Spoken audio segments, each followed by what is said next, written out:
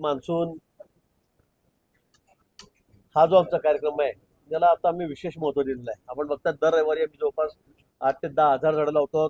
आजही या ठिकाणी सावित्रीबाई फुले पुणे विद्यापीठ त्यांची जी ब्रँच आपल्याकडे आहे त्या ठिकाणी सुद्धा उपकेंद्र जे आहे त्या ठिकाणी सुद्धा आपण 5,000 झाडं लावतो, 6,000 झाडं लावतोय. त्यातली 2,000 झाडं आज लावली. उद्या परवा पुन्हा त्या ठिकाणी झाडं सगळे विद्यार्थी त्या ठिकाणी लावतील. आपण अतिशय निसर्गरम्य असं ठिकाण आहे दराई माता, त्याचं मंदिर त्या ठिकाणी अतिशय सुंदर अशी जागा आहे. त्या ठिकाणी सुद्धा आपण जवळपास आता 10,000 झाडं लावतोय. त्यातली 4 ते 5,000 झाडं आपण आज या ठिकाणी लावले. तसं 8,000 झाडं आपण त्या ठिकाणी लावलेली आहेत. त्याचा संकल्पही केलेला आहे. झाडं त्या ठिकाणी आणून ठेवलेली आहेत. दर रविवारी आपण हा कार्यक्रम या ठिकाणी घेणार आहोत. प्रत्येक रविवारी मी 8 ते 10,000 झाडं, अतिशय मोठी झाडं, चांगली झाडं आणि देशी झाडं ही या ठिकाणी लावणार आहोत.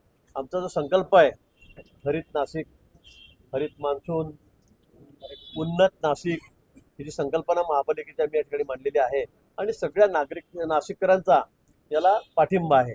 आज आपण बघितलं असेल दराई मातेला तर त्या ठिकाणी हजारो विद्यार्थी, हजारो तरुण त्या ठिकाणी या कार्यक्रमामध्ये सहभागी झालेले होते. म्हणून मला असं वाटतं की लवकरच नाशिक शहराचा आम्हाला चेहरा बोरा बदलायचा आहे. व नाशिक शहरातले रस्ते असतील, तुमची गोदावरी माई असेल, त्या ठिकाणी झाडं लावण्याचा उपक्रम असेल, सगळ्याच गोष्टी, घाट असतील, अतिशय सुंदर, स्वच्छ आणि सुरक्षित नाशिक आम्हाला या ठिकाणी करायचं. आज कुंभ प्राधिकरण याच्या कार्यालयाचं उद्घाटन या ठिकाणी झालेलं आहे. रितसर उद्घाटन या ठिकाणी झालेलं आहे. या ठिकाणी आता कुंभमेळ्यापर्यंत संपेपर्यंत हे कार्यालय या ठिकाणी कार्यरत होईल. आज कुंभमेळ्याच्या संदर्भामध्ये एक आढावा बैठक या ठिकाणी झालेली आहे. ते फक्त पर्टिक्युलर कामांची, हे सार्वत्रिक नाही, पण जे घाट आहेत त्र्यंबकेश्वरला असतील, त्र्यंबकेश्वरला नाशिकला आहेत, या घाटांचा कामाचा आढावा, त्यांचा स्पीड, त्यांची गती, त्यांची क्वालिटी या संदर्भामध्ये सर्व अधिकाऱ्यांची या ठिकाणी चर्चा झाली. विशेष करून मग जलसंपदा विभागाचे अधिकारी होते, त्याच्यामध्ये PWD बांधकाम खात्याचे अधिकारी होते आणि त्यांच्यासोबत सर्व काही चर्चा या ठिकाणी झालेली आहे. वेळेमध्ये आपल्याला हे काम पूर्ण करायचं आहे, कारण आता वेळ कमी आहे, आता पुन्हा पावसाळा आहे आणि म्हणून वेळेत कसं काम होईल, आता किती टक्के काम झालं, किती % झालं, अपेक्षित काय होतं, त्या संदर्भामध्ये सर्व चर्चा त्या बैठकीमध्ये झालेली आहे.